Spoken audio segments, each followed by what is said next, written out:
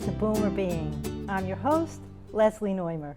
My guest today is Elaine Clements, Executive Director of the Andover Historical Society. Welcome, Elaine. Thank you, Leslie. Today we'll be taking an armchair tour of Dundee Park in Andover. Would you describe for us where Dundee Park is located and the kinds of buildings people will find there? So Dundee Park hugs the Shawshene River at the foot of Essex Street, and it's bounded by the railroad tracks on one side and Red Spring Road on the other. The buildings that you'll find in there are industrial buildings from the 19th century. Would you tell us about the creation of Dundee Park, in particular the relationship to the dawn of the Industrial Revolution in Andover and in the Merrimack Valley? Sure. I'm actually going to go back a little bit further than that and sort of talk about the beginning. People have always settled along waterways for water, food, transportation. The Native American population was no different, and the early settlers also settled along the river and used it for their own form of industry. So in 1862, the very first settlers were granted permission to build mills along the river. So there were grist mills for grinding grain, fulling mills for cloth, sawmills for wood.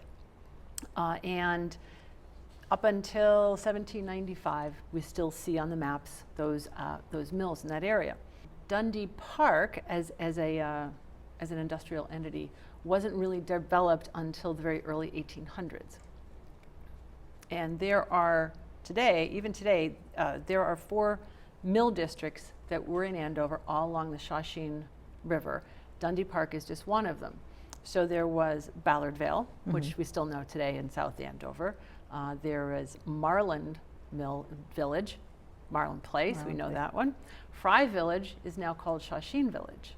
And the one we're talking about, Dundee Park, was once known as Abbott Village, and it was named after the 2 brothers who first founded the very first woolen mills in that area, and that was in 1815. Going way back. Going way back, yes. So Marland Village was founded about the same time, and that was for cotton spinning and fabric first, and then moved to wool. In 1830, if you look on the Red Spring Road side of Dundee Park, there's that mill building there.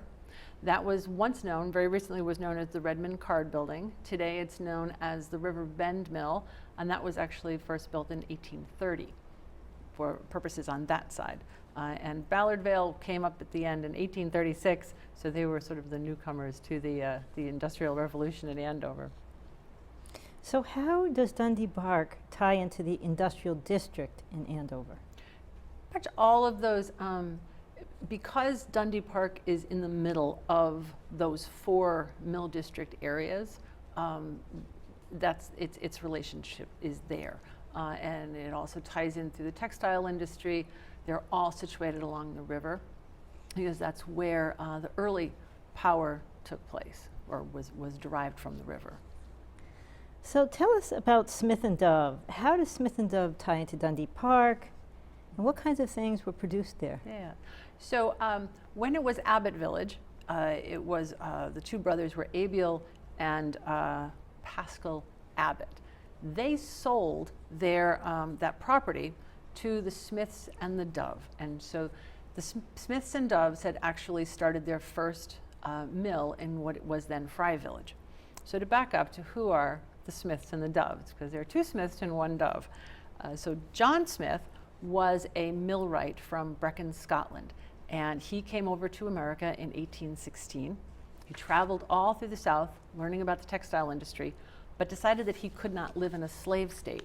So he came to Andover and established what was at the time, his first business was selling textile manufacturing equipment to the other mills in the area. When he then decided to recruit over to help him his brother Peter Smith and his friend John Dove, and the 3 of them formed Smith and Dove and Company. And it was John Dove, the friend, who convinced them to get out of the equipment manufacturing business and get into the textile production business. And what they settled on creating was linen thread made out of flax, which was abundant in New England, had no connection to cotton or the slave states, and it was a different product to be produced in New England. The linen thread that they produced was used by the shoemaking industry nearby in Lynn. It was used for carpets, twine, all kinds of different things, and it was the first successful yarn producer in the country. No kidding. Of the two Smiths and the Dove, John Smith was known as the director, the manager, and the financial head. Peter Smith was known as a preacher, but he was also their main salesman. And John Dove was the mechanical genius, the one who figured out how to create all of the equipment that they needed to produce the flax. Interesting. Yeah. The Smiths and the Doves all contributed vastly to the town of Andover. Memorial Hall Library, Christ Church, Free Christian Church, Abbott Female Academy. They were heavy contributors to all of those. Fabulous. So they needed employees to help manufacture all these products. Where did these employees come from, and can you describe a bit about their lifestyle for our viewers? Oh, I'd love to. The first employees, or the early employees, came from the John and Peter Smiths and Doves' hometown of Brecon, Scotland. So they went back to their roots, and they recruited people from their hometown to come here and work for them. So it was a very Scottish population that came here. What Smith and Dove did was either build or buy up the properties along Essex Street, Pearson Street, and in that area. And at one point they owned over 100 different properties that they then leased to their employees at a 25% discount. So they created an area where their employees could live, because of course you had to live within walking distance of where you worked. So they ensured that they would be living near by where they worked. They also built Abbott Village Hall, which once stood at the foot of Essex Street, and that was a neighborhood meeting place. It was a place for local entertainment in a lot of industrial areas where there is a village hall. It's where poetry readings took place, or little theatricals, or different groups met. And in Abbott Village, some of the groups that met in the village hall that were mostly the Smith and Dove employees, there was the Indian Ridge Mothers Club, the Order of Scottish Clans, the Andover Village Coal Society, which I have no idea what they would do, the Andover Burns Club, which was named for Robert Burns, who was the Scottish personality. There was the Abbott Village Checkers Club, the Andover Cricket Club, and there was a bowling league that met there as well. So they provided a place for their employees to gather, come together and form clubs. They also built soccer fields, athletic fields along the river. So there was a soccer field behind what is now Whole Foods. And deep in the woods along the Shawsheen River are the remains of the cricket field. And you can still see the backdrop that remains there. Which woods are those? It's on the, let's see, how would I put it? The side that's sort of opposite where Red Spring Road comes down, the other side of the river, near to St. Augustine Cemetery. In the woods there, behind that, are the remains of the old cricket field. So what's interesting is they tried to take care of them on many levels. They had, housing. They had the spiritual needs. They had, it sounds like they cared about their recreational needs, so maybe that they'd be, better employees, more productive if they were happy. Right, yeah. And there were churches within walking distance. The Free Christian Church, its first location was on Railroad Avenue. So it was also very close. The Baptist Church was just right up the street. South Church was nearby. If you also thought about it, you also had to have access to stores and food, education. So you had to be able to teach your children. So the Abbott Village School was also in that area, so that the children of the mill workers would have a place to go to school. So that explains why all those churches are kind of clustered together? They're clustered together mostly because that's where the center of the population was. Yeah. So the South Parish Church was the first. It's that the white building that's there now is not the first building that was built there.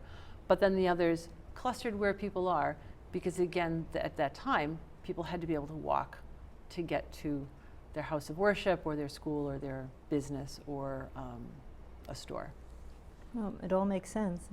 Yeah. Oh. So a lot of, we can still see the Scottish influence in Andover today, and not just in the abandoned cricket field, but the St. Matthew's Masonic Lodge was a Scottish descent, and you can still find Scottish rites festivals, Robert Burns festivals, where you can hear bagpipes and eat haggis and do all the things that people do at a Burns festival.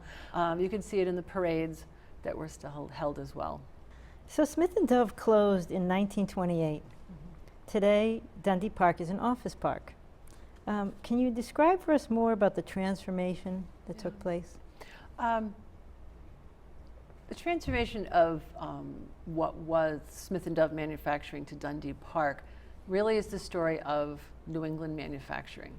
It blossomed in the early 19th century, first with water power, and then when the railroads came in. And that's when New England textile manufacturing and shoe manufacturing blossomed. But as the 20th century proceeded and the mills began to move first to the American South and then even further out, the mills started to close and they fell into disuse. So by the 1960s, 1970s, there was very little textile manufacturing still happening in New England, and most of the mills were abandoned. In Andover, Dundee Park, in Lawrence, in Lowell, all the neighboring communities, those mills then became abandoned and not used. In about the 1980s, that's when people began to look at the mills now again as a different type of resource. It could be for small businesses. It was affordable at the time because they were abandoned old mill buildings, and who wanted them in the 1980s? So they were easily renovatable. They had lots of space where people could set up a business. In other communities, they became residences and lofts, that kind of thing. So that was really how Dundee Park came to be. And there are a number of property owners who own different buildings throughout Dundee Park today. And those buildings are being developed in different ways on different time schedules. But it is an area of town that is really growing at this point. In the Merrimack Valley as well. And in the Merrimack Valley as well, you can look and see what's happening in Lawrence. Fantastic. With those mills there. Yeah. And it's happening in Lowell and a lot of the other communities as well. And it looks like it's all, filled up with businesses. There are doctors' offices, and there are restaurants, and there are clubs, and yeah, lots of different opportunities there. a lot of things happening in this old building. Yeah. So, would you tie in the historical significance of Dundee Park and with Andover and or the Merrimack Valley, because they're all kind of related? They are. The original mill owners, they all knew each other. I mean, they were all sort of members of the same sort of level of society. But again, it's that story of New England manufacturing and how it has changed over time. So those mills that were once primarily textiles, many of them became the electronics industry. So the new industries that are coming into, or not, that can't come into Andover long ago, the technology, electronics, you mentioned doctors, so all of the medical industry that has grown in Massachusetts and New England, we see pieces of that here in Andover, in Dundee Park, and in all of the mill communities as well. And there are multiple fitness centers in there, and you can go there and get acupuncture in Dundee Park. and play music, all kinds of things. Yeah. Do you have any resources that you want to share with our viewers if they want to learn more? I would love to have people come by and visit us at the Historical Society. We are a center for local history and culture, And we have our library and archives are open to anyone who wants to come in and learn more or just discover. People who want to come in and ask a question, we're more than happy to answer it. We're at 97 Main Street, right next to Andover Village Square. And we are open to the public every Tuesday through Saturday, 10 a.m. to 4 p.m. and always available by appointment. So if people want to call, we'd love to talk to them. You can also check out our website at andoverhistorical.org.